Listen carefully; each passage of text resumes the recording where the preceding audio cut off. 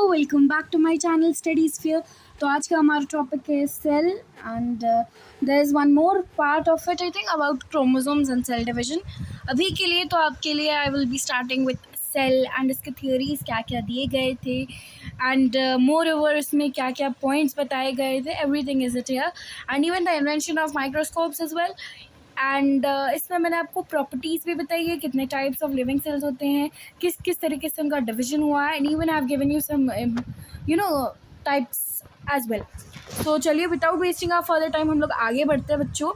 And as you all know my uploading time has been extended till about half an hour to 1 hour. So मैं ये chapter आपको इसी part में I hope so I complete it is kind of like a one shot. अब मुझे time मिल चुका है तो I be completing it in one shot each and every chapter, so you need not to be worried about anything else.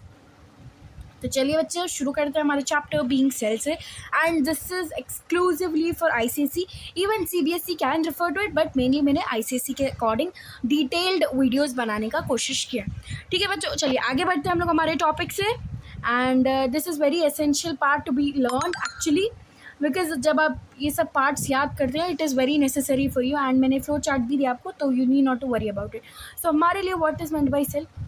Cell हम समझते क्या है, ये स्ट्रक्चरल एंड फंक्शनल यूनिट है लाइफ का। बच्चों अगर आप चाहते हैं कि मैं आपको नोट्स भी प्रोवाइड करूँ, प्लीज़ कमेंट मी। मुझे एक्चुअली थोड़े से व्यूज़ आ रहे हैं, बिल्कुल बहुत कम आ रहे हैं एक्चुअली, बच्चे बहुत कम देख रहे हैं। अभी तो एग्ज़ाम टाइम उतना है नहीं ना, इसलिए नहीं देख रहे बच्चे लोग। तो इसलिए मैं चाह रही हूँ कि मैं आगे के अब जो लेक्चर्स बनाऊँ कम्प्लीटली वन शॉट हूँ, ताकि एक ही वीडियो में पूरा कॉन्सेप्ट आ जाए। ठीक है बच्चों, तो सेल के बारे में हम जब बात करेंगे तो ये क्या हमारा structural and functional unit of life है। ठीक है बच्चों, जब ये structural and functional unit of life है, हमारी पूरी body, a whole body is composed of cells. जैसे मैंने आपको अपने previous chapter that is circulatory system में एक्सप्लेन किया था, that there are red blood cells, white blood cells, platelets, thrombins, every single thing मैंने आपको एक्सप्लेन किया था। आई थिंक ल्यूकोसाइट्स, ये सब सेल्स होते हैं। Our whole body is consisted of cells, हर चीज़ सेल की बनी हुई थी। Even our fingers have cells, हमारे पैरों में सेल्स होते हैं। हमारी each and every single body content of cell, इसलिए हम इसे क्या कहते हैं, हमारा structural and functional unit of life. आगे बढ़ते हैं बच्चों, ये हमारी बिल्डिंग ब्लॉक्स है। मैंने क्या कहते हैं, मैंने बिल्डिंग ब्लॉक्स कहते हैं। ठीक है बच्चों, they are the basic structural and functional unit of life which definitely have shapes. जब हम रेड ब्लड सेल्स की बात करेंगे तो somewhat it is like this. Red blood cells, इसके ऊपर RH होता है and depending upon our blood group it has antigen, okay, antibody भी प्रेजेंट होती है। That antibody is present on what, please comment me. Antibody किधर होती है? एंटीजन तो हम जानते हैं कि ये रेड ब्लड सेल पे होता है, एंटीबॉडी किधर होती है ये please tell me. And what is the graveyard of RBCs? Why am I telling you this thing? Because आपको I am just revising the concept because they all the chapters are inter related to each other. So आगे बढ़ते हैं बच्चों, तो ये हमारा smallest living entity है, living organism का। ये कुछ फ्लो चार्ट है बच्चों, please take a screenshot of it so that you will remember it. अगर आप लोग लिखते हैं नोट्स तो प्लीज़ प्लीज़ प्लीज़ लिखिए notes, because it is very very very important for you. हम जब हमारे फ़ोन से पढ़ते हैं या iPad से पढ़ते हैं या लैपटॉप से पढ़ते हैं, it will never be equal to writing with our own hands, with our own hand writing. ठीक है बच्चों, तो ये हमारी कुछ सेल थियरी है। ये जगह पे ये हमारा लाइफ स्पैन है, लाइफ स्पैन नहीं बोल सकते हम, टाइम स्पैन बोलते हैं, टाइमलाइन जहाँ जहाँ पे मिला था हमें। तो चलिए बच्चों थियरी से स्टार्ट करते हैं हमारे, जहाँ पे पहली थियरी 1838 और 1839 में दो जर्मन साइंटिस्ट ने दी थी। एक का नाम था मैथ्यूस शिल्डन और एक का नाम था थियोडोर श्वान। मैथ्यूस शिल्डन ने कब दी थी बच्चों? 1838 में दी थी, एंड थियोडोर श्वान में 1839 में दी थी। ठीक है बच्चों, let me make it more बारीक कर देते हैं हम इसे पेन का size, because it is literally looking like बहुत मोटा मोटा दिख रहा है ये। ओके, आगे बढ़ते हैं बच्चों। इन्होंने एक सेल थियोरी दी थी एंड फॉर्मुलेटेड दैट कि भाई plant and animal tissues are completely made up of cells. ठीक है, हाउएवर ये लोग न्यू सेल्स का फॉर्मेशन नहीं एक्सप्लेन कर पाए। देखो बच्चों, अगर सेल्स है तो न्यू सेल्स तो बनते हैं ना, न्यू सेल्स फॉर्मेशन होता कैसे है, न्यू सेल्स बनते कैसे हैं, ये क्वेश्चन मार्क आपके भी दिमाग में होगा, हर इंसान के दिमाग में होता है। भाई अगर सेल्स थे तो न्यू सेल्स कैसे बनते होते हैं? हम कह रहे हैं भाई वो डिजेनरेट होते हैं, उसमें डिवीजन होता है, ये सब हम जब थ्योरीज बोल रहे हैं तो where is new cells forming, how are they formed? तो ये थ्योरी किसने दी थी पता है आपको बच्चों? ये थ्योरी रुडोल्फ विर्चो ने दी थी, कि जो एक्सपैंड की थी सेल थ्योरी की, भाई जो सेल होते हैं ये प्री एग्जिस्टिंग सेल से होते हैं। अब इस सीरीज से हमें क्या समझ में आया कि भाई जो लिविंग ऑर्गेनिजम्स होते हैं ये सेल से बने होते हैं। ये सेल्स क्या होते हैं, ये बेसिक यूनिट होते हैं हमारे, और जो सेल्स है ये अराइज करते हैं प्री एग्जिस्टिंग सेल्स। फिर प्री एग्जिस्टिंग सेल्स कहाँ से है भाई, ये भी होता है पॉइंट। ठीक है, आगे बढ़ते हैं बच्चों। तो हमारी ये रोबोट हॉक की पिक्चर है, रोबोट हुक, ये रॉबर्ट ब्राउन, थियोडोर श्वान एंड मैथियस शिल्डन। अब मैं आपको एक बात बोलूँ, एक ऐसे साइंटिस्ट थे जिन्होंने अनइंटेंशनली सेल को डिस्कवर कर दिया था। मतलब अब आप बोलोगे ये कैसे बोल रहे हैं आप मैम, व्हाट इज़ इट। तो जब उन्होंने क्या किया था, आई थिंक एंटनी वैन लेवियोजर कुछ ऐसा नाम था उनका, it was a little bit different name, yeah, Anthony van Leeuwenhoek, yeah, Anthony van Leeuwenhoek, one of its name was there, I don't remember it। बच्चों प्लीज़ कमेंट में लिख देना कि क्या था वो पॉइंट, कुछ तो नाम था उनका, एंटनी वैन लेवेज़र। जो उन्होंने क्या समझा था मालूम, उन्होंने कुछ एक्सपेरिमेंट किया था, उसमें कुछ डेड चीज़ें थी जिसको उन्होंने कॉर्क समझा था, लेकिन वो एक्चुअली कॉर्क या कुछ और समझा था, लेकिन वो डेफिनेटली इट वाज सेल्स। तो डेड सेल का फॉर्मेशन इन्होंने किया था।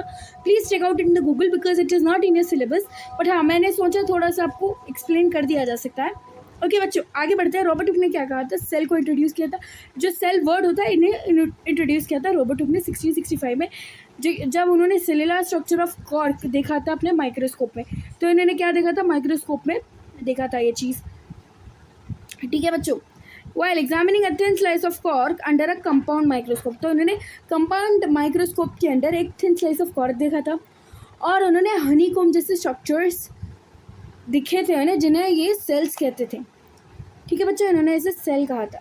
ठीक है, सेल कहा था इन्होंने। ठीक है बच्चों आगे बढ़ते हैं। व्हाट इज उन्होंने रॉबर्ट ब्राउन ने क्या डिस्कवर किया था, न्यूक्लियस डिस्कवर किया था। न्यूक्लियस को हम आज भी मानते हैं एज, जो सेल में अगर न्यूक्लियस ना हो, फॉर एग्जाम्पल अगर कोई सेल है जिसमें न्यूक्लियस एब्सेंट हो तो हम उसे डेड सेल मानते हैं, जिसमें प्रेजेंट हो हम उसे लिविंग सेल मानते हैं, लिविंग सेल। ठीक है बच्चों आगे बढ़ते बच्चों, ये है थियोडोर श्वान और ये मैथियस शिल्डन। अब इन लोगों ने क्या कहा था कि भाई मैथियस शिल्डन इन 1838 ये जर्मन फिजियोलॉजिस्ट थे जिन्होंने डिस्कवर किया था कि भाई प्लांट टिश्यूज़, क्योंकि ये बॉटनिस्ट थे। बॉटनिस्ट मतलब जो प्लांट की डिस्कवरी करते हैं, प्लांट के ताल्लुक से बात करते हैं, उन्हें हम बॉटनिस्ट कहते हैं। जूलॉजिस्ट मतलब जो एनिमल्स के ताल्लुक से बात करते हैं। ठीक है बच्चों, तो बॉटनिस्ट कौन थे, मैथियस शिल्डन, जिन्होंने प्लांट टिश्यूज़ के ताल्लुक से बात की थी, जबकि थियोडोर श्वान एक जर्मन फिजियोलॉजिस्ट थे, यानी कि जर्मन जोलॉजिस्ट थे, उन्होंने एनिमल टिश्यूज़ में बात की थी। ये पॉइंट यहाँ लिखा हुआ नहीं है, because of it I am literally writing it. अगर आपको स्पेलिंग फिर से ना समझ में आए तो I will write it for you guys. Okay बच्चों, तो मैथियस शिल्डन क्या थे, हमारे बॉटनिस्ट थे, BOTANIST,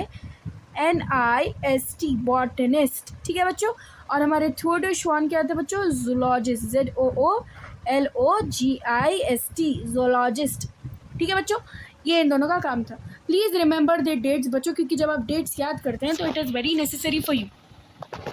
अगर आप डेट्स याद नहीं करोगे तो you'll never remember about it. ठीक है बच्चों आगे बढ़ते हैं हमारे पॉइंट में, दैट इज़, एक मिनट बच्चों, sorry there was a little bit problem with my phone. हाँ, तो आगे बढ़ते हैं बच्चों, जहाँ पे हम इन्वेंशन ऑफ माइक्रोस्कोप पढ़ेंगे, क्योंकि माइक्रोस्कोप के ताल्लुक से भी पढ़ना हमारे लिए बहुत ज़रूरी है। जो सेल्स है वो हमें नेकेड आई से दिखते नहीं है। This is what it was telling कि भाई जो सेल्स होते हैं ये दिखते नहीं है, दिखते नहीं है बच्चों। ठीक है, सेल्स क्या होते हैं, दिखते नहीं है हमें। ठीक है, सेल्स का काम ही नहीं होता, वो दिखते ही नहीं है कभी। ठीक है, आगे बढ़ते हैं। The invention of microscope has played the key role in discovering of cells. तो जो माइक्रोस्कोप से, उन्हीं की मदद से हमने डिस्कवर किया सेल्स को, क्योंकि माइक्रोस्कोप हमें जो चीज़ें नेकेड आई से नहीं दिखती है वो चीज़ें माइक्रोस्कोप में थोड़ा सा क्लियरली दिखती है। क्लियरली क्या मतलब, उसमें कुछ ऐसे अरेंजमेंट्स होते हैं जिससे हमें समझ में आता है। हम जब उसे अरेंज करते हैं इसी से तो हमें समझ में आ जाता है वो।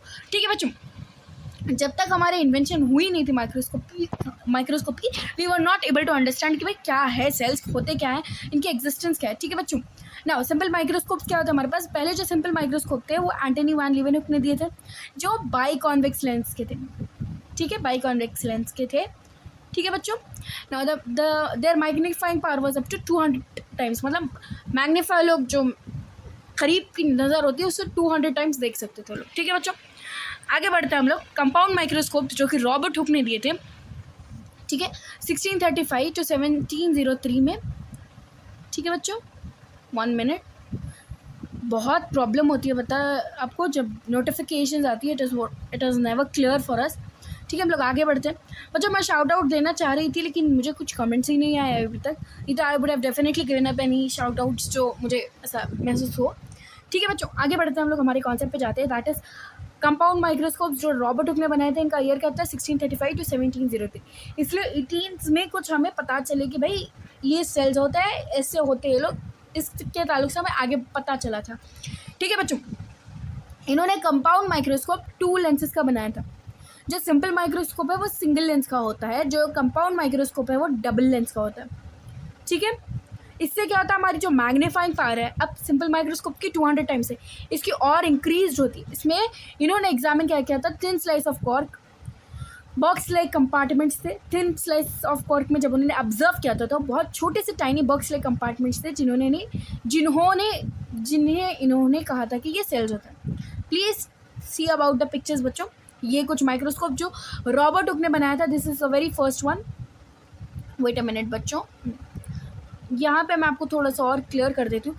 ये था रॉबर्ट हुक ने बनाया हुआ and this was the thin slices of cork, जिसे इन्होंने बॉक्स कंपार्टमेंट्स, जैसे कुछ बॉक्स कंपार्टमेंट्स दिखे थे जिन्होंने उन्हें नाम दिया था कि सेल्स है ये लोग। जो बॉक्स कंपार्टमेंट्स थे उन्हें इन्होंने कहा था कि भाई ये सेल्स हो सकते हैं। ठीक है बच्चों, आगे बढ़ते हैं। इनकी 2000 times, see what was the simple microscope magnifying power simple microscope की 200 टाइम्स थी। ठीक है बच्चों, अब कंपाउंड माइक्रोस्कोप की अबाउट 2000 टाइम्स होती है।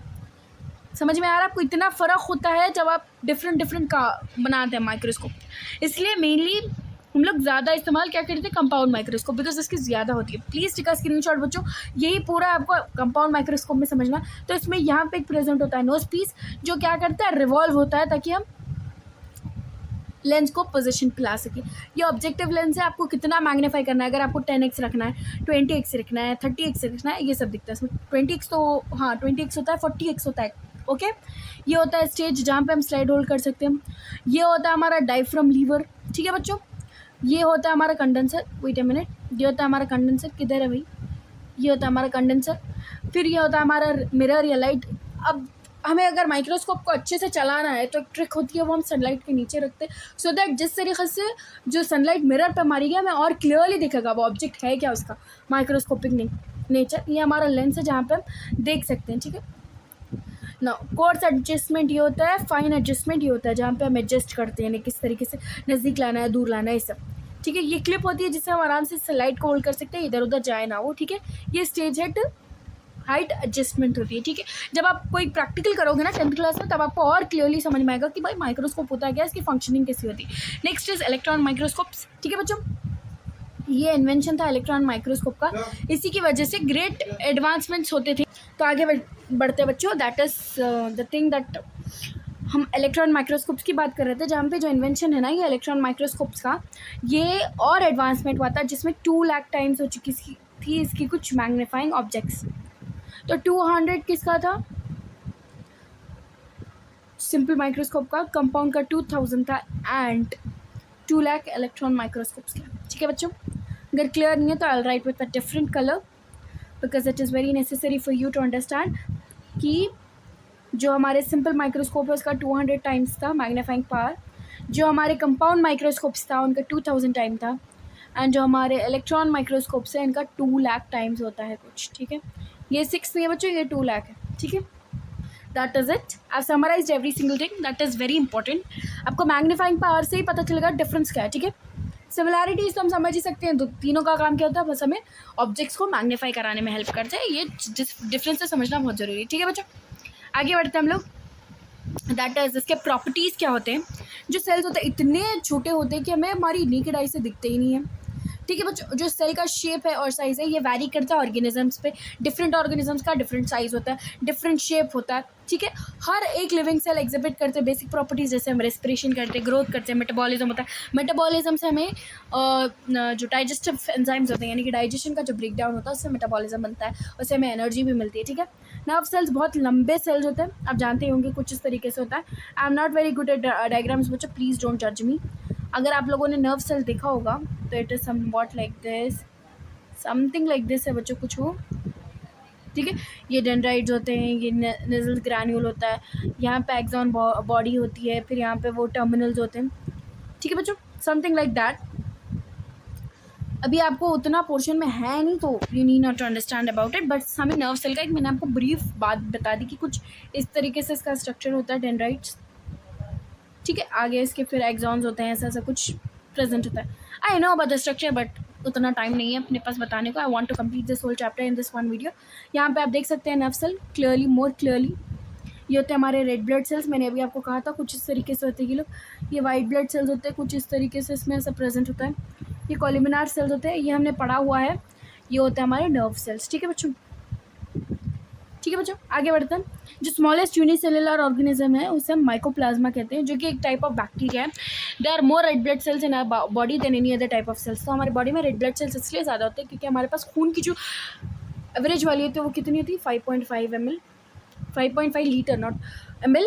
4.5 कुछ फीमेल्स होती है, 5 to 5.5 कुछ मेल्स में प्रेजेंट होती है।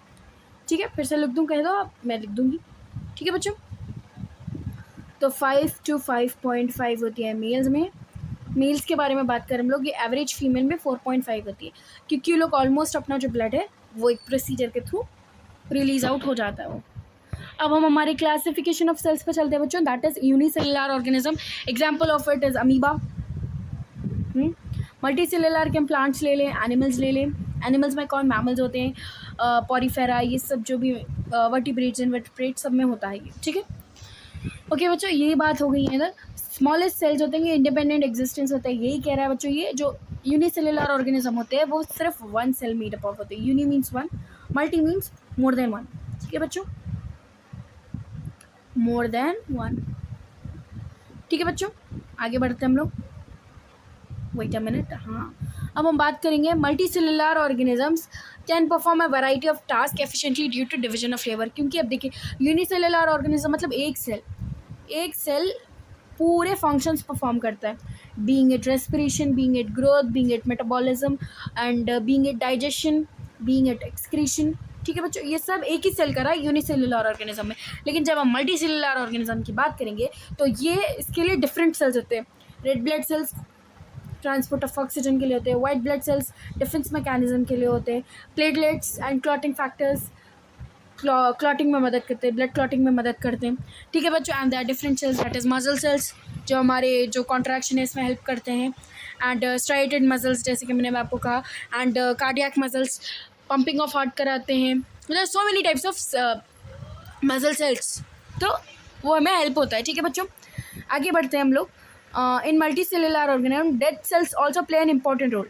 डेड जो एपिडर्मल सेल्स होते हैं एनिमल सेल के, ये अंडरलाइंग सेल्स को हेल्प करते हैं प्रोटेक्ट करने में। ठीक है बच्चों, डिवीजन ऑफ लेबर जैसे कि मैंने भी कहा, मल्टी सेलुलर ऑर्गेनिज्म के पास स्पेसिफिक वर्क के लिए स्पेसिफिक सेल्स प्रेजेंट होते हैं। ठीक है बच्चों, आगे बढ़ते हम लोग कंसेप्ट बिल्डअप। तो हमें ये बात बहुत समझना ज़रूरी है कि ये जो डिवीजन ऑफ लेबर होता है वो होता क्यों, ये बहुत ज़रूरी है हमें समझना बच्चों। तो let us understand the concept of division of labour. Example of a cricket team. तो क्रिकेट टीम के अंदर क्या होता है, some members specialising in batting while some specialising in ball. कुछ ऐसे होते हैं जो बॉलिंग में अच्छे होते हैं, कुछ ऐसे होते हैं जो बैटिंग में अच्छे होते हैं। तो उन्हीं को उनके हिसाब से काम दिया जाता है ना। जो मेंबर्स अच्छे होते हैं बैटिंग में उनको हम बैटिंग ही देते हैं, जो अच्छे बॉलिंग में होते हैं ना बॉलिंग ही देते हैं। ठीक है बच्चे, हाँ तो बच्चे, तो मैंने अभी जैसे कहा कि बैटिंग को एक स्पेशल पर्सन होता है, बॉलिंग को एक स्पेशल पर्सन होता है इन अ पर्टिकुलर टीम। अब हम अगर एक फॉर एग्जांपल एक क्लास में एक बच्चा ले लें हम, जो बहुत अच्छा है पेंटिंग में, एक बच्ची है बहुत अच्छा ड्राइंग में, तो ऐसे जो स्पेशलिस्ट वर्क होते हैं ना, जैसे कि one of my friend is an artist, so she is taken up for artist works. जो राइटिंग में अच्छी होती है उसे राइटिंग में लिया जाता है, जो ड्राइंग में अच्छी होती है उसे ड्राइंग में लिया जाता है। सो बच्चों वही होता है कि you know there is something called as speciality, एक पर्सन की एक स्पेशलिटी होती है। ओके बच्चों, इसी तरीके से हर एक सेल्स की अपनी अपनी एक स्पेशलिटी होती है, उसी के अकॉर्डिंग हम लोग एक डिवीजन ऑफ लेबर देते हैं। ठीक है बच्चों, आगे बढ़ते हैं। Classification of cells, prokaryotics and eukaryotics. Pro मतलब बच्चों, प्रो के माने होते हैं प्रिमिटिव, पुराने, यूनिसेलुलर। ठीक है बच्चों, वाइल हम जब यूकैरियोटिक्स की बात करें तो यू का मतलब होता है डबल सेल, यानी कि मल्टी सेलुलर इन नेचर। ठीक है, ठीक है, मल्टी सेलुलर। आगे बढ़ते बच्चों, इनका क्लासिफिकेशन जब हम देखें तो जो साइज़ होता है ना प्रोकैरियोटिक्स का वो छोटा होता है, यूकैरियोट्स का जनरली बहुत बड़ा होता है साइज़। ठीक है बच्चों, न्यूक्लियस प्रोकैरियोट में प्रेजेंट नहीं होता है, वाइल हमारे जो यूकैरियोट्स होते हैं उसमें इसलिए प्रेजेंट होता है न्यूक्लियस क्योंकि इसे ऐसे लिविंग वर्क्स करना बहुत ज़रूरी है। ठीक है, इसलिए हम इसमें रखते हैं। ठीक है बच्चों, आगे बढ़ते हैं हम लोग मेम्ब्रेन एनक्लोज्ड ऑर्गेनल्स। तो ऑर्गेनल्स के पास मेम्ब्रेन होती है around them, organelles having membrane around them are absent. जैसे कि जो मेम्ब्रेन बेस्ड ऑर्गेनल्स होते हैं वो एब्सेंट होते हैं प्रोकैरियोट्स में, लेकिन यूकैरियोट्स में प्रेजेंट होते हैं। इनके पास सेल वॉल होती है, इनके पास भी होती है, इनकी पेप्टिडोग्लाइकन की होती है, ग्लूकोज की होती है। ठीक है बच्चों, आगे बढ़ते हैं जेनेटिक मटेरियल। जो जेनेटिक मटेरियल होता है लोगों में वो होता है nucleoid. A properly defined nucleus is absent, nucleus absent होता है। इसमें न्यूक्लियस भी होता है, जेनेटिक मटेरियल भी होता है। ठीक है बच्चों, अच्छा वाला होता है वो भी क्वालिटी। ठीक है, बैक्टीरिया और यीस्ट के बारे में हम जब समझेंगे तो ये क्या बच्चों, बैक्टीरिया यूनिसेलुलर होते हैं, यीस्ट भी यूनिसेलुलर यूकैरियोट होते हैं। हालांकि यूकैरियोट्स का एक्चुअल मीन मतलब होता है न्यू सेल्स, अच्छी क्वालिटी ऑफ सेल्स और बेहतरीन सेल्स। जो प्रोकैरियोट्स होते हैं या बैक्टीरियाज में न्यूक्लियस नहीं होता लेकिन यीस्ट में होता है, इसलिए ये जो है ना फर्मेंटेशन में और अच्छे से आराम से मदद करता है हमें। बैक्टीरिया में कोई सेलुलर ऑर्गेनल्स नहीं होते लेकिन यीस्ट में होते हैं, माइटोकॉन्ड्रिया, एंडोप्लाज्मिक रेटिकुलम। ठीक है बच्चों, आगे बढ़ते हैं हम लोग structure of eukaryotic and prokaryotic cell. ये कुछ होता है, प्लीज़ टेक अ स्क्रीनशॉट बच्चों, please please please take a screenshot, it is very important for you to take a screenshot. आगे बढ़ते हैं बच्चों हम लोग, सेल डिवीजन और सेल मेम्ब्रेन हमारा दही लास्ट टॉपिक्स है, इसके बाद हमारा टॉपिक ही ख़त्म हो जाएगा ये। ठीक है बच्चों, तो हमें each and everything we have to learn very clearly. I think I might take a next part for it because it is very very very very vast. Okay बच्चों, आगे बढ़ते हैं हम लोग, which is wait a minute बच्चों, हम लोग यहाँ पे plant cell and animal cell के बारे में डिफ्रेंसिएशन कर रहे थे। This is what the diagram looks like. इसमें वैक्यूल होते हैं, साइटोप्लाज्म होता है, न्यूक्लियस होता है, सेल मेम्ब्रेन होता है, न्यूक्लियोइड प्रोकैरियोट्स में होता है। ये सब आप प्लीज़ चेकआउट कर लेना बच्चों। ठीक है, आगे बढ़ते हैं हम लोग, जब हम हमारे सेल डिवीजन के बारे में बात करेंगे तो सेल्स क्या अंडरगो करते हैं to form new cells. Cells क्यों डिवाइड करते हैं, ताकि नए सेल्स फॉर्म हो। न्यू सेल्स चाहिए ग्रोथ के लिए, ओके जो पुराने सेल्स हैं इन्हें रिप्लेस कर सके, जो इंजर्ड सेल्स हैं उन्हें रिप्लेस कर सके, नए गैमेट्स बना सके रिप्रोडक्शन के लिए। और दो टाइप्स ऑफ डिविजन होते हैं हमारे पास, माइटोसिस मतलब ऐसा डिवीजन जहाँ पे हम दो डॉटर सेल्स फॉर्म करते हैं, और जो डॉटर सेल्स होते हैं उनके पास क्रोमोसोम नंबर सेम होता है एज ऑफ मदर सेल। लेकिन जब हम मियोसिस की बात करेंगे तो मियोसिस ऐसा टाइप ऑफ डिवीजन है जहाँ पे हम स्पेसिफिक सेल्स लेते हैं रिप्रोडक्टिव ऑर्गन्स के और tissues in animals and plants. ठीक है, मियोसिस किस में होता है, स्पेसिफिक रिप्रोडक्टिव ऑर्गन्स में। जैसे कि हम ले लें फॉर एग्जांपल प्लांट्स के जो होता है, जैसे हम माइक्रोजेनेसिस, मेगाजेनेसिस, ओके ये सब में होता है। ठीक है, या spermatogenesis and somewhat one more genesis of female as well, यहाँ पे मियोसिस दिखता है। माइटोसिस का बेसिक काम क्या है, ये टू डॉटर सेल्स फॉर्म करते हैं। आगे बढ़ते बच्चों, ये लोग गैमीट्स फॉर्म करते हैं जो आफ्टर फर्टिलाइजेशन न्यू स्प्रिंग्स देते हैं, हमें न्यू ऑफ स्प्रिंग्स देते हैं। मियोसिस में 4 सेल्स प्रोड्यूस होते हैं एक सिंगल सेल से, and for example taking an megaspore mother cell या माइक्रोस्पोर मदर सेल्स, इसमें 4 सेल बनते हैं। For plants I am talking about बच्चों, फॉर इवन फॉर फीमेल्स और मेल्स जब हम हमारे एनिमल्स की ताल्लुक से बात करेंगे तो सेम होता है। ठीक है बच्चों, आगे बढ़ते हैं सेल ऑर्गेनल्स के स्ट्रक्चर। सेल ऑर्गेनल समझना बहुत जरूरी है बच्चों, each and every single cell organelle is important for us to understand. ठीक है बच्चों, आगे बढ़ते हैं हम लोग। क्या हो रहा है भाई, ये फ़ोन बहुत सता रहा है बच्चों, 1 मिनट। देखिए हम ही गड़बड़ कर रहे हैं। ठीक है बच्चों, sorry for the interruption, there is a little bit of lag बच्चों, थोड़ा सा टाइम लगेगा मुझे स्टेबल होने में, I am not very sure about how to do it. Okay, तो आगे बढ़ते हैं हम लोग हमारे टॉपिक पे, दैट इज सेल ऑर्गेनल्स के बारे में। जो सेल ऑर्गेनल्स होता है, एक सेल के पास 3 इंपॉर्टेंट चीज़ होते हैं, सेल मेम्ब्रेन, साइटोप्लाज्म, न्यूक्लियस। अब हम इसके बारे में आगे ज़रूरी है ज़्यादा जानना, और इनके बारे में अगर हम ज़रूरी है पहले समझना बोलते हैं, न्यूक्लियस, साइटोप्लाज्म, सेल मेम्ब्रेन। ये होता क्या है सेल मेम्ब्रेन, मतलब एक एग्जाम्पल दे देती हूँ बच्चों। ओके, यहाँ पे कुछ स्पेस है, ये होता है हमारा सेल मेम्ब्रेन। ठीक है, ये होता है हमारा न्यूक्लियस। ठीक है बच्चों, ये होता है हमारा साइटोप्लाज्म, जो लिक्विड फ्लूइड होता है ना, ये हमारा साइटोप्लाज्म होता है। ठीक है बच्चों, please understand this and make it as an imaginary photo for you guys. एक आप ऐसा पिक्चर बना ले ताकि आपको पता हो कि इधर क्या सेल्स होते हैं। ठीक है बच्चों, इमेजिनरी, हालांकि होता भी ऐसे ही है। ठीक है बच्चों, अब हम एग्जाम्पल ले लेंगे अनियन पील में, आप देख सकते हैं इसमें ब्रिक लाइक सेल्स है। ठीक है, अब जैसे कि मैंने अभी आपको कहा बाउंड्री जो होती है, ये जो बाउंड्री ये हमारी सेल वॉल, सेल मेम्ब्रेन है। ठीक है, and it is covered by another thick layer, इसमें और एक थिक लेयर होती है which is called as cell wall. Cell membrane मतलब थोड़ी सी थिन होती है, ये सेल मेम्ब्रेन थिन होती है। ठीक है बच्चों, जो सेल वॉल होती है ये बहुत थिक होती है। ठीक है, ताकि प्रोटेक्ट कर सके प्लांट सेल को। ठीक है बच्चों, सेल मेम्ब्रेन में पोर्स होते हैं, और इनवर्ड आउटवर्ड मूवमेंट्स होता है, इसमें सेलेक्टिवली परमिएबल है, जो अलाउ करना वैसे अलाउ करती है, जिसे नहीं अलाउ करना नहीं अलाउ करती। ठीक है बच्चों, ये हमारे एनिमल सेल्स का जब हम ऑब्जर्व करें तो ये क्लियर है। ये ह्यूमन चीक सेल्स जो होते हैं, ह्यूमन में जो चीक्स होते हैं, हमारे पास चीक्स होते हैं, उसका है ये। ठीक है बच्चों, इसमें देखिए आप nucleus, cytoplasm, nuclear membrane, cell membrane, ये सब प्रेजेंट है बच्चों, दिख ही रहा होगा आपको। आगे बढ़ते बच्चों, ठीक है। जो अब अगर हम इसमें डिफरेंस देखें तो the cell membrane in this case is not surrounded by any other layer. तो अनियन सेल्स में जैसे हमारे पास थी एक सेल वॉल थी, इसमें नहीं होती। ठीक है, तो प्लांट्स में क्या होती है, सेल वॉल प्रेजेंट होती है। ठीक है बच्चों, अब हम अगर सेल वॉल की बात करें तो ये थिक होती है, रिजिड होती है। ठीक है बच्चों, ये हाँ प्रोटेक्ट करती है जो प्लांट्स होते हैं, इससे हीट, ह्यूमिडिटी, प्रेशर एक्सेट्रा से मदद करती है। साइटोप्लाज्म ये प्रेजेंट होता है between the cell membrane and the nucleus and it is called as cytoplasm. ये जेली लाइक सब्सटेंस होते हैं जो जिसमें जो है ना हमारे पास सेल ऑर्गेनल्स प्रेजेंट होते हैं, जैसे माइटोकॉन्ड्रिया, राइबोसोम्स। ठीक है बच्चों, थोड़ा मैं और टाइम ले लूँगी बच्चों, अबाउट 40 to 45 मिनट्स इसमें हो जाएगा ये chapter. It is not very vast chapter, but हाँ समझना बहुत जरूरी है ईच एंड एवरीथिंग। ठीक है बच्चों, एक न्यूक्लियस मतलब स्फेरिकल स्ट्रक्चर प्रेजेंट होता है जो जनरली प्रेजेंट होता है बिटवीन इधर सेंटर में कुछ प्रेजेंट होता है। ठीक है बच्चों, ये न्यूक्लियस हमारा, ये न्यूक्लियोलस है, न्यूक्लियस के अंदर न्यूक्लियोलस होता है बच्चों। Please take a screenshot of this diagram, या फिर आप बनाओ खुद से स्क्रीनशॉट लेके। ठीक है, ये होता है न्यूक्लियर पोर, ये होता है हमारा न्यूक्लियस, ये होता है हमारा क्रोमैटिन, ये होता है एंडोप्लाज्मिक रेटिकुलम, ये होता है ओएनएम एंड आईएनएम, एंड ये होता है हमारा न्यूक्लियोलस। ठीक है, ओके बच्चों, अब हम इसमें और थोड़ा सा वास्टली अगर समझेंगे तो न्यूक्लियर मेम्ब्रेन होती है जो कि डबल वॉल्ड सर्कुलर मेम्ब्रेन होती है, जिसे हम न्यूक्लियर एनवेलप बोलते हैं। इसमें जो कंटेंट्स होते हैं ये आराम से इसे सेपरेट करते हैं। ठीक है बच्चों, इसमें न्यूक्लियर पोर्स जो कि होल्स होते हैं। ठीक है, ये क्या करते हैं, न्यूक्लियस को दूसरे रेस्ट ऑफ द सेल से कम्युनिकेट कराने में मदद करते हैं। Allow the nucleus to communicate with the rest of the cell, जो सेल होता है इसके कम्युनिकेशन में हेल्प करता है।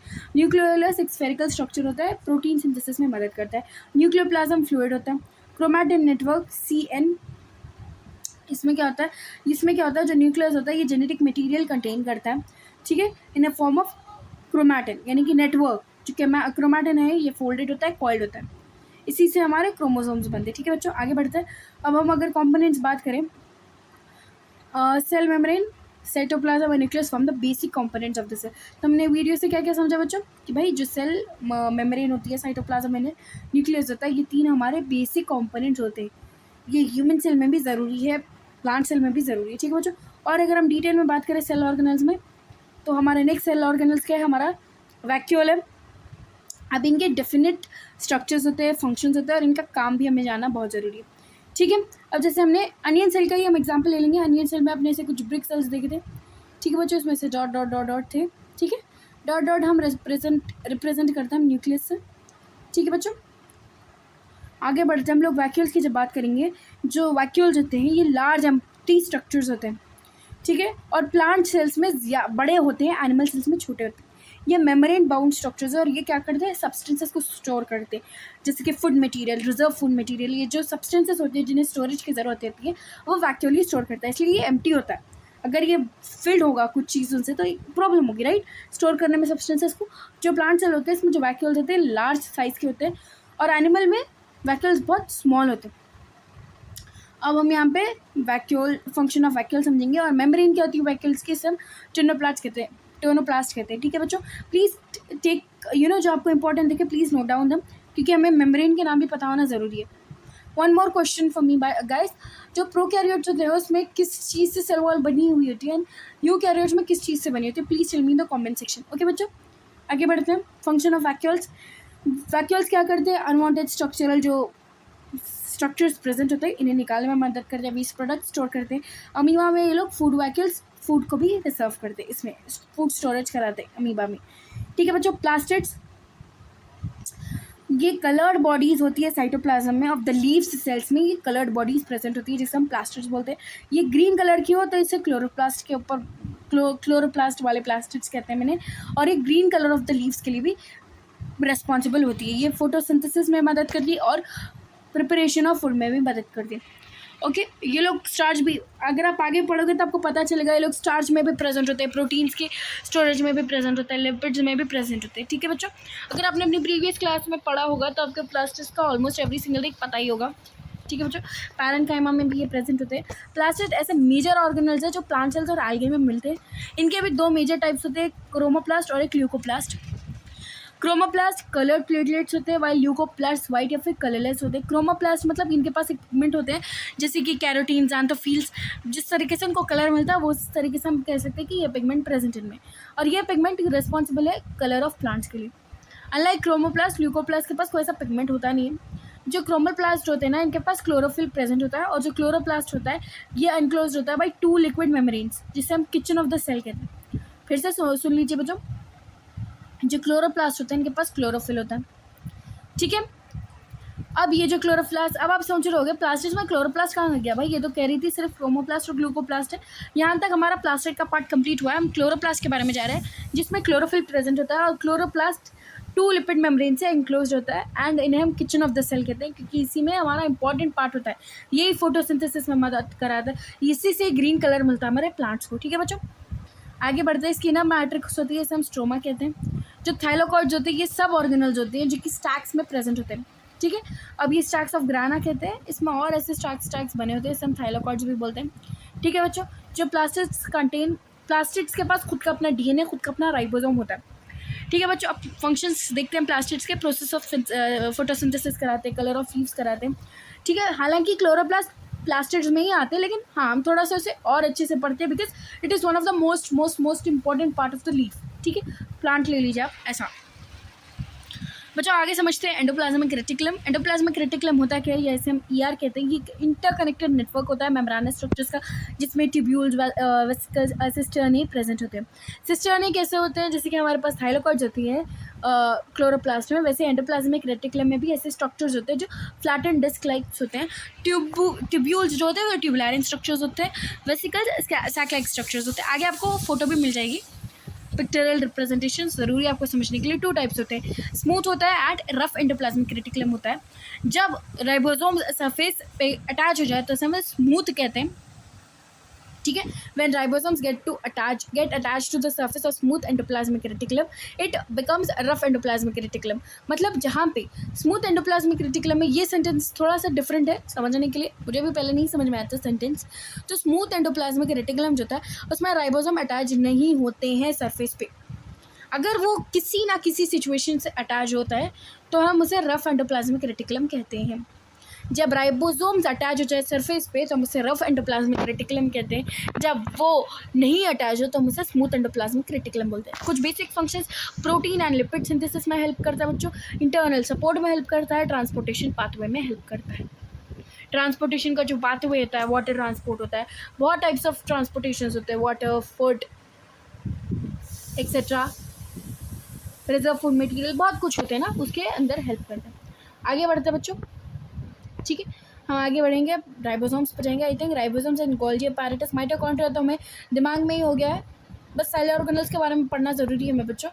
आगे की वीडियो में आपको और आगे बताऊंगी मैं आपको, ये ज़रूरत नहीं है आपको, सिर्फ आप डिफरेंसेस का एक स्क्रीनशॉट ले लेना, ये ज़्यादा ज़रूरी नहीं है आपको। ऑब्जर्वेशन का ऐसा कुछ एक्सपेरिमेंट दिया नहीं गया है, सिर्फ आपको सेल ऑर्गेनल्स के बारे में मुझे समझाना ज़रूरी है, बिकॉज जो आगे जो हम पढ़ेंगे ना बच्चों, ये जो प्रैक्टिकल्स में आपको समझ में आएगा, जो ऑब्जर्वेशंस है ये आपको प्रैक्टिकल्स में समझ में आएगा। अगर आप चाहते हैं कि प्रैक्टिकल्स का भी मैं थोड़ा सा एक्सप्लेन करूँ, प्लीज़ कमेंट मी। ओके बच्चों, राइबोसोम्स पे जाते हैं। मैं कोशिश करती हूँ कि जितना हो सके उतना कंसाइज करूँ आपके लिए कॉन्सेप्ट्स, ताकि आप डिटेल में इवन इन एग्जाम टाइम आप समझ सको, even in half an our आपको समझ में आ जाए कि भाई चैप्टर क्या था। मैं 1-2 घंटे आपको लेके नहीं बैठना चाहती हूँ ताकि आपको बाद में तकलीफ होती है, ठीक है बच्चों। राइबोसोम्स क्या होते हैं, स्मॉल ग्रैनुलर स्ट्रक्चर्स होते हैं, प्रोटीन सिंथेसिस में मदद करते हैं, इसलिए इन्हें हम प्रोटीन फैक्ट्रीज भी कहते हैं, क्योंकि लोग प्रोटीन सिंथेसिस में बहुत ज़रूरी होते हैं, ठीक है बच्चों। ठीक है बच्चों, आगे बढ़ते हैं हम लोग। आगे पॉइंट क्या है, अभी मैंने कहा जैसे कि राइबोसोम्स के बारे में बताया, अब हम गोल्गी अपैरेटस के बारे में पढ़ेंगे, and that is a membrane bound. Membrane bound का अभी तक आपको 2 बार तो सुना आया होगा, मेम्ब्रेन बाउंड। मेम्ब्रेन बाउंड मतलब जो मेम्ब्रेन से चिपके होते हैं बच्चों, जो मेम्ब्रेन के करीब होते हैं, ठीक है, इन्हें ही हम मेम्ब्रेन बाउंड कहते हैं। ये सैक लाइक स्ट्रक्चर्स होते हैं, ठीक है। गोल्गी अपैरेटस, एक मिनट बच्चों, देयर इज अ लैग। हाँ, गोल्गी अपैरेटस जो होते हैं ये मेम्ब्रेन बाउंड होते हैं, इनके पास सैक लाइक स्ट्रक्चर्स होते हैं जिसे हम सिस्टर्नी कहते हैं, एंड छोटे छोटे वेसिकल्स भी होते हैं, और इस तरीके से अरेंज होते हैं कि वो पैरेलल दिखते हैं, ठीक है। ये डिस्कवर किससे होता है, कैमिलो गोल्गी से, इसलिए इन्होंने गोल्गी अपैरेटस कहा। जो गोल्गी बॉडी होती है इसके पास 5 to 8 सिस्टर्नी प्रेजेंट होती है स्टैक्स में, कुछ फंक्शंस हम अगर समझे गोल्जी अपैरेटस के, तो पहला क्या, transport of lipids, formation of lysosomes, synthesis of cell wall in plant cell and modification, sorting और पैकेजिंग प्रोटीन्स की। देखिए बच्चों, मेनली जो हमारे पास प्रोटीन बहुत ज़रूरी होता है बॉडी के लिए, इसलिए हर चीज़ में लोग प्रोटीन के बारे में, आपने सुना होगा, मैं 10 बार तो भी कह चुकी हूँ, प्रोटीन सिंथेसिस में प्रोटीन के ताल्लुक से बहुत ज़्यादा बात की होगी मैंने। होता भी यही है, सेल्स में प्रोटीन का ही मेन रोल प्रेजेंट होता है। ठीक है बच्चों, आगे बढ़ते हैं हम लोग। जो गोल्जी अपैरेटस है ये प्रेजेंट होता है प्लांट सेल में, एंड इससे हम क्या कहते हैं, डिक्टियोसोम्स। बहुत छोटे होते हैं, अनकनेक्टेड होते हैं और ज़्यादा नंबर में होते हैं। प्लांट्स में बहुत ज़्यादा नंबर में होते हैं हमारे पास Golgi apparatus than that of animals. एक चीज़ में मैंने कहा था कि प्लांट सेल में ज़्यादा होते हैं लेकिन वो एनिमल सेल में कम होते हैं। Please tell me what is that as well. जो आप सेशन पढ़ते हो ना बच्चों, उसमें आपको रिविजन कैसा होता है, जब मैं आपको ऐसे सवालें पूछूं और जो आप कमेंट सेक्शन में डालो आंसर्स, इससे आपका रिविजन भी होता है, आपको याद रहता है क्या आते हैं। ये हमारा माइटोकॉन्ड्रिया, आई एम श्योर आपके दिमाग में इसको 10 बार जब आप, अगर मैं आपको नींद में से भी उठा के पूछूंगी तो आप यही कहोगे कि power house of the cell is mitochondria. हम इसे पावर हाउस क्यों कहते हैं, क्योंकि ये एटीपी में हेल्प करते हैं, यानी कि एनर्जी में हेल्प होता है, इसका एनर्जी के लिए ही हम इसे इस्तेमाल करते हैं, इसलिए हम इसे क्या कहते हैं, power house of the cell.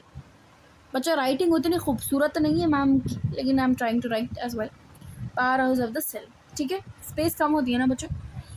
आगे बढ़ते हैं, ये कुछ इसका डायग्राम है, इसमें इनर मेम्ब्रेन होती है, आउटर मेम्ब्रेन होती है, और बीच वाली मेम्ब्रेन को वैसे पेरी माइटोकॉन्ड्रियल स्पेस कहते हैं, क्रिस्टे होती है, मैट्रिक्स होती है। अभी मैंने यहाँ कहा था ना आपको, power house of the cell, ये प्रोडक्शन क्या कराता है, एनर्जी कराता है, यानी कि एटीपी की प्रोडक्शन कराता है, इसलिए हम इसे पावर हाउस कहते हैं। इसके पास 2 लिपिड मेम्ब्रेन्स होती है जो मैट्रिक्स में प्रेजेंट होती है। ठीक है, जो इनर मेम्ब्रेन होती है ये फोल्डेड होती है जिससे क्रिस्टे बनते हैं, तो इनर मेम्ब्रेन फोल्ड होकर क्या फॉर्म करती है, इनर मेम्ब्रेन के फोल्ड्स को हम क्रिस्टे कहते हैं, इनर मेम्ब्रेन फोल्ड्स। ठीक है, और यहीं पे एटीपी प्रोडक्शन होता है। जो माइटोकॉन्ड्रियल मैट्रिक्स है उसके पास डीएनए और राइबोसोम्स होता है, इसलिए तो वो लिविंग है, नहीं तो वो मरी हुई कहलाती है। ठीक है बच्चों, फंक्शंस क्या है हमारा माइटोकॉन्ड्रिया के, that are production of energy. ये लोग इस तरीके से एनर्जी प्रोड्यूस करते हैं जो हमारी सेल्स के लिए ज़रूरी होती है। किस तरीके, देखो बच्चों, एनर्जी जब आप प्रोड्यूस करोगे तो किस फॉर्म में प्रोड्यूस करोगे, एटीपी। तो वही एटीपी फॉर्म करते हैं ताकि सेल्स में जो भी एनर्जी रिक्वायर्ड है वो, क्योंकि देखो भाई, अगर आप भी खाना खाओगे तो आपकी ज़्यादा पढ़ाई में मूड आएगा, अगर आप भूखे होगे ना आपका पेट गुड़ गुड़ गुड़ करेगा और आपको पढ़ने का मन ही नहीं करेगा। This is what it is. Cells को भी जब तक एटीपी नहीं मिलेगा तो लोग आगे क्या काम करेंगे, रेस्पिरेशन नहीं करा पाएंगे, ग्रोथ करा नहीं पाएंगे वो, इसलिए ज़रूरी है। ठीक है बच्चों, ये लोग फ्री कैल्शियम आयन कॉन्सेंट्रेशन में भी रेगुलेशन कराते हैं इन द साइटोसोल। ये एपोप्टोसिस या फिर प्रोग्राम सेल डेथ में भी पार्टिसिपेट करते हैं। अगर देखो, जैसे कि अभी मैंने आपको कहा था in the cell theories, new cells are formed by pre existing cells, तो प्री एग्जिस्टिंग सेल्स मर जाते हैं, तो इसमें माइटोकॉन्ड्रिया ही हेल्प करता है। ठीक है बच्चों, लाइसोसोम्स, लाइसोसोम्स क्या होता है, मेम्ब्रेन बाउंड वेसिकल्स होते हैं जिसमें डाइजेस्टिव एंजाइम्स होते हैं, सॉरी बच्चों, they digest a variety of substance including worn out organelles, food particles, viruses and bacteria। तो ये डाइजेस्ट क्या क्या करते हैं, worn out organelles, food particles, viruses, bacteria, इन्हें हम सुसाइड बैग्स कहते हैं। ये डाइजेस्ट क्या करते हैं बच्चों, worn out organelles, food particles और viruses, बैक्टीरिया, इस सब को लाइसोसोम्स ही खाते हैं और इनके पास डाइजेस्टिव एंजाइम्स होते हैं, इसलिए हम इन्हें सुसाइड बैग्स कहते हैं। और जब ये बर्स्ट आउट होते हैं, ये लोग हाइड्रोलिटिक एंजाइम्स सेक्रीट करते हैं इन द साइटोसोल। इससे क्या होता है, डैमेज्ड और इंजर्ड सेल्स क्या होता है, डिस्ट्रक्शन हो जाता है इनका, मतलब और बुरी तरीके से उनको तोड़ दिया जाता है। अब फंक्शंस क्या है, फाइगोसाइटोसिस। फाइगोसाइटोसिस मतलब क्या होता है बच्चों, सेल डैमेज, सेल इंट्रूडेशन, मतलब सेल के अंदर घुसना, उनको मारने की कोशिश करना। तो ये लोग डाइजेस्ट करता है macro molecules by phagocytosis. Cell इंट्रूडेशन जिसे हम कहते हैं ना, सेल के अंदर इंट्रूड करना, बच्चों बोलने भी नहीं आ रहा है, इंट्रूड जब हम करते हैं सेल के अंदर, उन्हें मारते हैं, उसके बाद ये डाइजेस्ट कर सकते हैं मैक्रो मॉलिक्यूल्स को।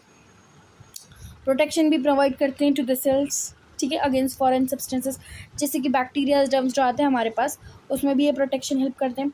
ऑटोसेल लाइसिस भी हेल्प करते हैं लोग। ठीक है बच्चों, सेंट्रोसोम, सेंट्रोसोम क्या होता है बच्चों, ये एनिमल सेल्स में प्रेजेंट होता है। Even mitochondria is also present in eukaryotes. ठीक है, it lies very close to the nucleus. तो जो सेंट्रोसोम है ये न्यूक्लियस के करीब होता है, इसके पास 2 सिलिंड्रिकल स्ट्रक्चर्स होते हैं जिसे हम सेंट्रियोल्स बोलते हैं। ठीक है बच्चों, जो सेंट्रियोल्स है ये सेंट्रोसोम, जो बोथ सेंट्रोल्स होते हैं ये सेंट्रोसोम के अंदर परपेंडिकुलरली प्रेजेंट होते हैं। सेंट्रोल्स कार्ड व्हील लाइक ऑर्गेनाइजेशन में प्रेजेंट होते हैं और इनका सेल डिवीजन में मेन काम होता है। सेंट्रोसोम सेंट्रोल्स जो भी आप प्रेजेंट होता है ना, ये लोग मेनली आपको सेल डिवीजन में पता करेंगे, ठीक है। Cell inclusions which is a last topic बच्चों, सेल इंक्लूजन्स जिसमें वेरियस केमिकल रिएक्शंस होते हैं जो टेक्स प्लेस करते हैं इनसाइड द सेल, इधर इन द साइटोप्लाज्म या फिर वैक्यूल में भी लोग कराते हैं। मतलब जो सेल इंक्लूजन्स होते हैं ये सेल्स में होते हैं जो केमिकल रिएक्शंस कराते हैं, ठीक है। जो हमारे सेल के अंदर होते हैं ना, ये जो केमिकल रिएक्शंस होते हैं सेल के अंदर वो सेल इंक्लूजन से कराते हैं, ठीक है। सेल इंक्लूजन्स में भी फूड प्रोडक्ट्स जैसे कि starch, oil, globules, waste materials जैसे कि गम्स, रेजन्स, टेनिन्स, लेटेक्स है, ये सब सेल इंक्लूजन्स के अंडर आता है, ठीक है बच्चों। ये आपको पूरा प्रैक्टिकल्स में पता करेगा तो ये ज़रूरत नहीं है। एक चीज़ आप लोग ज़रूर स्क्रीनशॉट लेना बच्चों, ये मैं आपको बहुत क्लियरली आपको ये स्क्रीनशॉट लेना बहुत ज़रूरी है। एनिमल सेल्स क्या होते हैं बच्चों, स्मॉल इन साइज होते हैं। प्लांट सेल्स हमारे एनिमल सेल्स से बड़े होते हैं। सेल वॉल एनिमल सेल्स में नहीं होती है, प्लांट सेल्स में होती है, ठीक है बच्चों। प्लास्टिड्स एब्सेंट होते हैं एनिमल सेल्स में, प्लांट सेल्स में प्लास्टिड्स प्रेजेंट होते हैं। वैक्यूल्स जो प्रेजेंट होते हैं ना एनिमल सेल्स में, ये बहुत ज़्यादा होते हैं लेकिन साइज़ कम होता है। लेकिन प्लांट सेल्स में बहुत बड़े बड़े साइज़ के होते हैं लेकिन एक ही प्रेजेंट होता है। एनिमल सेल्स सिंगल होता है, हाईली कॉम्प्लेक्स होता है, इसमें गोल्जी अपैरेटस होता है। वही जब हम प्लांट सेल्स में गए तो गोल्जी अपैरेटस बहुत छोटा छोटा प्रेजेंट होता है जिसे हम डिक्टियोसोम्स कहते हैं, ठीक है बच्चों। एक प्लीज़ स्क्रीनशॉट ले लेना आप इसका डायग्राम का, even in the differences, because it is very important. मैंने आपको सब समझा दिया एनिमल सेल, प्लांट सेल्स का, इसके जो इंपॉर्टेंट जो सेल ऑर्गेनल्स होते हैं इसी के बारे में आपको समझना बहुत ज़रूरी है। और डिफरेंसेस भी बता दिए मैंने, क्या किस में क्या प्रेजेंट होता है, ठीक है बच्चों। कुछ भी अगर नहीं समझ में आया तो please comment me, don't forget to like, share and subscribe. और मैं आपको आगे भी वीडियोस डालूंगी and this is just a single video जो इतना डिटेल्ड इनफ है, सफिशिएंट है कि आप एग्जाम से पहले ये एक वीडियो देख लो तो आपको सेल के बारे में हर चीज़ पता चल जाएगी। That is what I am trying to tell you. शुरू में भी मैंने ये कहा कि एक ही वन शॉट में आपको पूरा चैप्टर एक्सप्लेन कर दूंगी and it is way more detailed enough and आपको सब चीज़ समझ में आ जाएगी इसमें, ठीक है। आपको मैं डायग्राम्स उतार के तो बता नहीं सकूंगी लेकिन आप प्लीज़ आप स्क्रीनशॉट लेके इसका डायग्राम्स के ताल्लुक से समझ सकते हैं, ठीक है बच्चों। मैं आपको फर्दर जो चैप्टर्स बहुत छोटे होते हैं, मिनिमम होते हैं, उनको भी मैं आपको सिमिलरली सेम वे में आपको एक ही वीडियो में पूरा एक्सप्लेन कर दूंगी और ये सफिशिएंट हो जाएगा, ठीक है बच्चों। बस एक दिन पहले आप एग्जाम के करिए, सुन लोगे ICSE students, then it is more than enough for you. Diagrams आपको पहले से तैयारी करना होगा। अगर आप डायग्राम्स में अच्छे नहीं हो तो प्लीज़ मेक श्योर आप 1 मंथ पहले से ही आपका प्रिपरेशन करो। आपके जो बोर्ड एग्जाम्स है वो मेनली इन फरवरी हो गए, बहुत हुआ मार्च में हो गए, क्योंकि आपके प्रैक्टिकल्स भी होते हैं, 10th में प्रैक्टिकल्स होते हैं। For us also we had practicals but not in that vast condition के बाद प्रैक्टिकल्स लिखना ज़रूरी था। हमें इतना था नहीं प्रैक्टिकल्स का, लेकिन आपको हो सकता है प्रैक्टिकल्स का। So please please please don't forget to like, share and subscribe. मैं कोशिश करूँगी आपको each and every single video में आपको समझा सकूँ हर चीज़, ठीक है बच्चों। So wait for the content, I will be trying to post more videos.